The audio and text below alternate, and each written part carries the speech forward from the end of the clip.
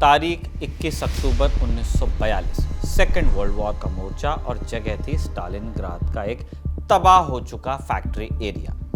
लड़ाई में ठहराव आया ही था कि करीब 600 मीटर दूर से एक जर्मन हेवी मशीन गन गरज उठी। गोलियां इतनी तेज थीं कि किसी को सर उठाने का मौका ही नहीं मिलता था। उसी खाई में एक दुबला पतला सैनिक था, नेवी का क्लर्क, जो अपनी मर्जी से इस जहन्नुम में लड़ने को आया था। उसने अपने साथी से पेरिस्कोप लिया, जिससे दिखता है वो जेड, एक नज़र देखा और फिर अपनी मामूली सी मोहसिन नागान राइफल उठाई। कोई स्नाइपर स्कोप उसके पास नहीं था, उसने बस एम लिया और गोली दाग दी। धड़ाम! मशीन गन चलाने वाला जर्मन सैनिक ढेर हो गया। दो और जर्मन सैनिक मशीन गन को संभालने के लिए आगे बढ़े। दो गोलियां और चली और ये दोनों जर्मन सैनिक भी ढेर हो गए। मशीन गन शांत हो गई। 84th राइफल डिवीजन के कमांडर कर्नल निकोलाई बाल्यू के सब देख रहे थे और इसलिए उन्होंने पूछा भी कि ये कौन था। जवाब आया, ज़ाइत्सेव। कर्नल ने आदेश दिया कि इसको एक स्नाइपर राइफल दो और आज से इसके शिकार का हिसाब रखा जाएगा और गिनती 3 से शुरू होगी। गिनती 3 से शुरू हुई और बढ़कर 40 पहुंची और फिर सैकड़ों तक चली गई। ज़ाइत्सेव का खौफ जर्मन आर्मी में ऐसा फैला कि अफसर अपनी खाइयों से बाहर निकलने से डरने लगे। बर्लिन तक खबर पहुंची, हिटलर तक, और तब फैसला हुआ कि ज़ाइत्सेव से निपटने के लिए बर्लिन से सबसे बड़ा शिकारी आएगा, जोसिन स्नाइपर स्कूल का head super sniper major Erwin Konings. एक तरफ था नौसेना का क्लर्क और दूसरी तरफ स्नाइपर्स का उस्ताद। स्टालिनग्राद की जंग अब इन दो लोगों के बीच की निजी जंग बन चुकी थी, एक ऐसी जंग जिसने एक साधारण सैनिक को हमेशा हमेशा के लिए सैनिक इतिहास में अमर कर दिया। नमस्ते, मैं हूं निखिल और आप देख रहे हैं अलिफ लैला, जिसमें आज जानेंगे हम सोवियत रूस के स्नाइपर वसीली ज़ाइत्सेव की कहानी।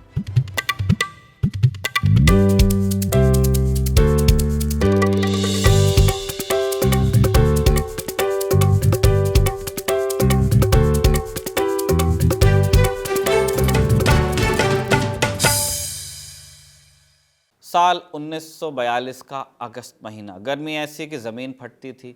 आसमान से सूरज और ज़मीन पर जर्मन सेना आग उगल रही थी।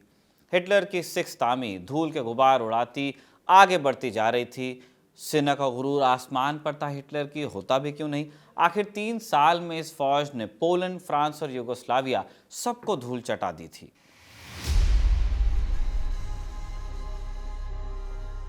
आखिरी मुकाम था रूस और हिटलर ने वादा किया था कि यह आखिरी लड़ाई भी होगी। जर्मन सेना का लक्ष्य था स्टालिनग्राद पर कब्जा, वो शहर जो एशिया का दरवाज़ा बन गया था। 23 अगस्त की सुबह 600 जर्मन लड़ाकू विमानों ने शहर पर बमों की बारिश कर दी। इमारतें ताश के पत्तों की तरह ढह गई और अस्पताल, स्कूल, घर सब जलकर राख हो गए। सबसे भयानक मंजर वोल्गा नदी के किनारे था, जहां शहर छोड़ती भीड़ पर भी बम बरसाए जा रहे थे। तेल के टैंक से जलता हुआ तेल नदी में बह रहा था, मानो नदी ने ही आग पकड़ ली हो। सिर्फ 2 दिन में 40,000 से ज्यादा आम नागरिकों की मौत हुई। और इसी बीच सोवियत सैनिकों के लिए मॉस्को से स्टालिन का ऑर्डर नंबर 227 आया। इसका संदेश सीधा था कि एक भी कदम पीछे नहीं, जो पीछे हटता उसे अपनी ही सेना की खुफिया पुलिस NKVD गोली मार देती।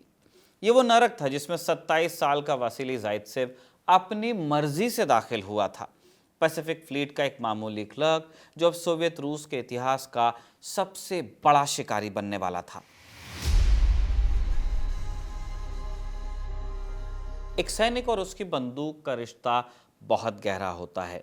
जब सैनिक को उसकी पसंदीदा बंदूक मिल जाती है तो वो जानलेवा हो जाता है। कहते भी है कि बंदूक टूल है, असली हथियार तो वो सैनिक ही होता है। वसीली ज़ाइत्सेव ने अपनी पहली राइफल अपने दादा के हाथों से ली थी जब वो सिर्फ 12 साल का था, लेकिन उसकी असली कहानी शुरू हुई स्टालिनग्राद के खंडरों में, वहाँ की खंदकों में। जैसा कि हमने पहले बताया, एक साधारण राइफल से 3 जर्मन ऑफिसर्स को ढेर करने के बाद कर्नल ने ज़ाइत्सेव को एक स्नाइपर राइफल देने का हुक्म किया और तब ज़ाइत्सेव के हाथों में आई मोहसिन नागान राइफल, जिस पर लगा था एक 3.5 पावर का टेलीस्कोप। 3.5 उसका मैग्निफिकेशन है। अब ज़ाइत्सेव की आंखें 600-800 मीटर दूर बैठे दुश्मन के सिर पर पहुंच जाती थी। ज़ाइत्सेव को उसके मेजर ने एक नोटबुक दी और कहा कि कॉमरेड ज़ाइत्सेव, आज से तुम अपने हर शिकार का हिसाब रखोगे, गिनती 3 से शुरू करो। ज़ाइत्सेव जानता था कि शिकार सिर्फ तेज नज़र का नहीं, धैर्य और दिमाग का भी खेल है। उसने अपने दादा से सीखे सबक याद किए। घंटों, कई बार पूरे पूरे दिन एक ही जगह पर बिना हिले डुले पड़ा रहता, दुश्मन के इलाके का नक्शा दिमाग में बनाता और किसी टूटी हुई दीवार के पीछे हलचल पाकर दुश्मन की हरकत को पढ़ लेता। जायदसेव अकेला नहीं था। दरअसल किसी भी स्नाइपर का सबसे बड़ा हथियार होता है उसका साथी, उसका स्पॉटर। स्नाइपर की नज़र तो स्कोप से बंधी होती है, जिससे एक बार में बहुत छोटा इलाका नजर आता है। ऐसे में स्पॉटर इलाके को स्कैन करता है, टारगेट को आइडेंटिफाई करता है, फायर को करेक्ट करता है कि गोली ऊपर नीचे दाएं बाएं कहाँ जा रही है, और किल्स को भी कंफर्म करता है कि निशाना लगा या नहीं लगा। चूंकि स्नाइपर एक बहुत लंबा हथियार लेकर लेटा रहता है, उसकी अपनी जान स्पॉटर के हाथों में होती है, वही आसपास के खतरों पर भी ध्यान रखता है। तो स्नाइपर और स्पॉटर एक दूसरे की परछाई होते हैं। इसी तरह जायदसेव की परछाई था निकोलाई कुलिकोव, एक अनुभवी सैनिक जिसकी नज़रें बांस जैसी थी। दोनों मिलकर काम करते, एक की नज़र दूरबीन पर तो दूसरे की उंगली ट्रिगर पर। यह जोड़ी जर्मन अफसरों के लिए काल बनी। एक दिन उन्होंने एक चालाक जर्मन स्नाइपर का पता लगाया जो एक लोहे की चादर के पीछे छिपा था, कई सोवियत सैनिकों को मार चुका था। और जायदसेव ने कुलिकोव को एक तरकीब तब समझाई कि एक डंडे पर हेलमेट लगाओ और खाई से धीरे धीरे उसे ऊपर उठाओ। जर्मन स्नाइपर धोखे में आ गया और उसने गोली चला दी। हेलमेट में छेद हो गया और उसे लगा कि उसने एक और रूसी का शिकार कर लिया है। जीत के नशे में वो अपनी जीत का सबूत यानी खाली कारतूस उठाने के लिए हल्का सा बाहर निकला, और यही वो एक पल था जिसका जायदसेव इंतजार कर रहा था। जायदसेव की गोली चली और जर्मन स्नाइपर का सिर उसके स्कोप पर ही फट गया। ये जायदसेव का तरीका था, वो दुश्मन को गलती करने पर मजबूर करता था। सिर्फ गोली नहीं चलाता, वो जाल बिछाता था, और इस जाल में फंसकर जर्मन सैनिक एक एक कर मारे जा रहे थे, स्पेशली ऑफिसर्स। गिनती बढ़ती जा रही थी, 10, 20, 40। जल्द ही जायदसेव ने 100 का आंकड़ा पार कर लिया, लेकिन यह काफी नहीं था। जर्मनों से लड़ाई के लिए जायदसेव को अपने जैसे कई स्नाइपर्स की जरूरत थी, लिहाजा उसने युद्ध के बीचों बीच एक ट्रेनिंग स्कूल भी शुरू किया। जायदसेव की शोहरत अब सिर्फ उसकी बटालियन तक सीमित नहीं थी। यह खबर 62nd आर्मी के कमांडर जनरल वासिली चुइकोव इन तक भी पहुंच चुकी थी। चुइकोव एक सख्त और चतुर जनरल थे। उन्होंने जायदसेव को बुलाया और कहा कि कॉमरेड, तुम बहुत अच्छा काम कर रहे हो, लेकिन एक अकेला सैनिक जंग तो नहीं जीत सकता, हमें और हंटर्स चाहिए। और फिर जायदसेव को स्टालिनग्राद में सोवियत सेना का पहला स्नाइपर स्कूल शुरू करने का हुक्म मिला। जायदसेव ने अपने शागिर्द घायलों के बीच में से ढूंढे, ऐसे सैनिक जो सीधी लड़ाई नहीं लड़ सकते थे पर जिनके हाथ बंदूक थाम सकते थे और जिनकी नज़रें तेज थीं। जायदसेव उनसे कहता था कि दुश्मन ने तुम्हें घायल किया, अब तुम यहीं लेटे लेटे बदला ले सकते हो। उसने अपनी एक पूरी फौज तैयार की। इन शागिर्दों को जायचाता यानी छोटे खरगोश कहा जाने लगा। ये एक आयरॉनिक मजाक था, क्योंकि रूसी भाषा में जायद्स का मतलब खरगोश होता है, लेकिन ये खरगोश जर्मन भेड़ियों का शिकार करते थे। जायदसेव की पाठशाला के नियम बड़े सीधे थे। पहला सबक था पेशेंस, धैर्य। वो सिखाता था कि एक स्नाइपर घंटों और दिनों तक इंतजार करता है सिर्फ एक सही मौके के लिए। दूसरा सबक था दिमाग का इस्तेमाल करो, दुश्मन की हर हरकत पर नजर रखो, वो कहाँ से आता है, कहाँ छिपता है, उसकी आदतें क्या हैं, और इस आधार पर उसका बिहेवियर प्रेडिक्ट करो। उसकी सबसे मशहूर तकनीक थी 6S। इसका मतलब था एक जोड़ी यानी स्नाइपर और ऑब्जर्वर एक ही पोजीशन से 2 या 3 से ज्यादा शिकार नहीं करेंगे। जैसे दुश्मन को आपकी पोजीशन का अंदाजा लगा, वहां से गायब हो जाना है, एक नई जगह चुननी है। इस तकनीक ने जायदसेव और उसके शागिर्दों को एक भूत बना दिया। जर्मन समझ ही नहीं पाते थे कि गोली आ कहां से रही है।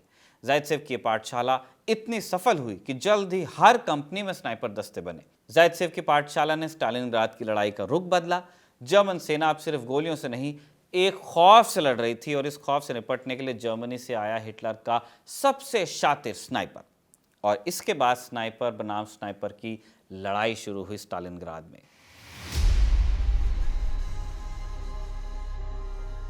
जायदसेव की पाठशाला ने जर्मन आर्मी की नाक में दम कर दिया था, और अब यह लड़ाई एक मनोवैज्ञानिक जंग बन चुकी थी, और इस जंग का चेहरा था वासिली जायदसेव।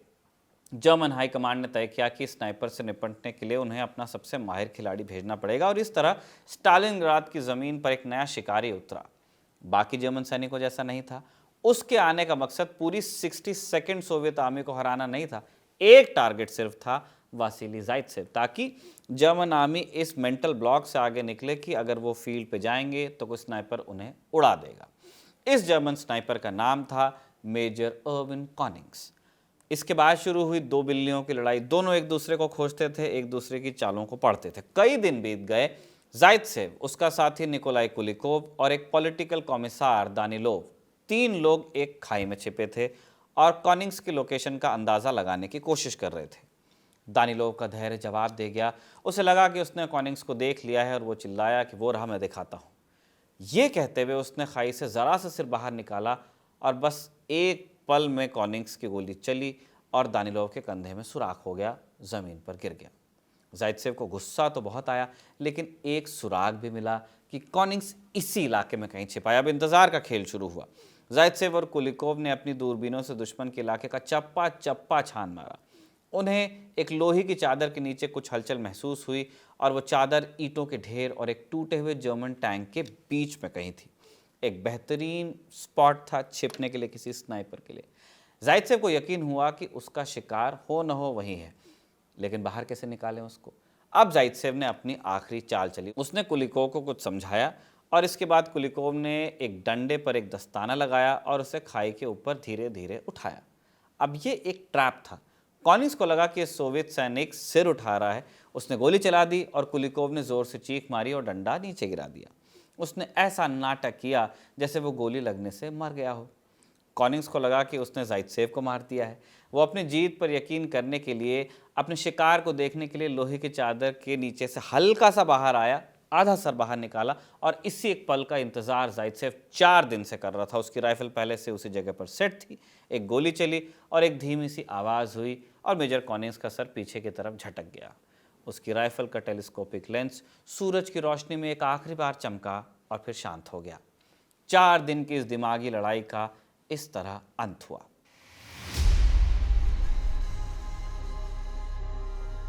मेजर कॉनिंग्स की मौत के साथ ही स्टालिनग्राद के खंडरों में चल रही दो शिकारियों की जंग खत्म हुई, लेकिन बड़ी जंग अभी बाकी थी। जाइत्सेव और उसके शागिर्दों का काम जारी रहा। अब लड़ाई का रुख बदल रहा था। सोवियत सेना ने ऑपरेशन यूरेनस लॉन्च कर हिटलर की पूरी 6th आर्मी को घेर लिया था। जो जर्मन सैनिक कुछ महीने पहले शिकारी थे, अब वो खुद शिकार बन चुके थे। भूख, ठंड और हताशा उन्हें खा रहे थे। जाइत्सेव को दुश्मन के कमांड और ऑब्जर्वेशन पोस्ट को तबाह करने का काम सौंपा गया। जनवरी 1943 का महीना था जब जाइत्सेव ने अपने साथियों के साथ एक मिशन शुरू किया। वो दुश्मन की खाइयों के बहुत करीब थे कि तभी जर्मन्स की तरफ से एक डंकी यानी 6 बैरल वाले रॉकेट लॉन्चर ने आग उगलनी शुरू कर दी। एक रॉकेट सीधा जाइत्सेव की तरफ आ रहा था। बाद में जाइत्सेव ने अपनी किताब notes of a Russian sniper में लिखा कि वो उस रॉकेट को हवा में अपनी तरफ आते हुए देख रहा था। चाहता तो ज़मीन पर लेटकर बच सकता था, लेकिन वो ऐसा नहीं कर पाया या उसने नहीं किया। रॉकेट करीब 30 मीटर दूर गिरा। जोरदार धमाका हुआ। छर्रे जाइत्सेव के चेहरे से टकराए और उसकी दोनों आंखों को जख्मी कर दिया। साथी सैनिक उसे उठाकर ले गए। जाइत्सेव को लगा कि वो हमेशा के लिए अंधा हो चुका है, लेकिन उसे मॉस्को भेजा गया। उस वक्त दुनिया के सबसे बड़े आई स्पेशलिस्ट में से एक प्रोफेसर फिलातोव ने इलाज किया उसका। कई ऑपरेशंस के बाद जाइत्सेव की आंखों की रोशनी धीरे धीरे लौटी। जब वो अस्पताल में था तभी 22 फरवरी 1943 को उसे खबर मिली कि उसे सोवियत संघ के सबसे बड़े सम्मान hero of the Soviet union से नवाजा गया है। स्टालिनग्राद की लड़ाई खत्म हो गई। जर्मन सेना ने आत्मसमर्पण कर दिया। जाइत्सेव ने लड़ाई जीत ली, लेकिन एक बड़ी कीमत चुकाकर। वो फिर कभी स्नाइपर राइफल उठाकर शिकार पर नहीं जा सका। जंग के बाद वासिली जाइत्सेव ने कीव में एक इंजीनियरिंग यूनिवर्सिटी से पढ़ाई की और एक फैक्ट्री का डायरेक्टर बना। वो एक शांत और गुमनाम जिंदगी जीता रहा और 1991 में सोवियत संघ के टूटने से कुछ ही दिन पहले 76 साल की उम्र में उसका निधन हो गया। जाइत्सेव की जो कहानी हमने आपको बताई, काफ़ी कुछ इसी पर बेस्ड है। एक फिल्म जो 2001 में आई थी, enemy at the gates, factually बहुत करेक्ट है ऐसा मैं नहीं कह सकता, लेकिन अगर एक विजुअल एक्सपीरियंस आपको दो स्नाइपर्स के बीच की लड़ाई का चाहिए तो आप देख सकते हैं। इसी नोट पर हम जाइत्सेव की कहानी को कंक्लूड करते हैं। अलिफ लैला के इस एपिसोड को कमल ने लिखा था और सर्वेश ने रिकॉर्ड किया था। आप देखते रहिए खबरगाम।